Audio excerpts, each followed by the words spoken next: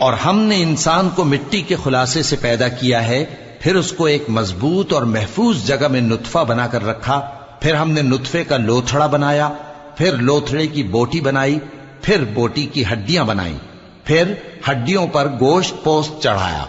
پھر اس کو نئی صورت میں بنا دیا۔ سو بڑا برکت والا ہے اللہ جو سب سے اچھا بنانے والا ہے۔ پھر اس کے بعد تم مر جاتے ہو،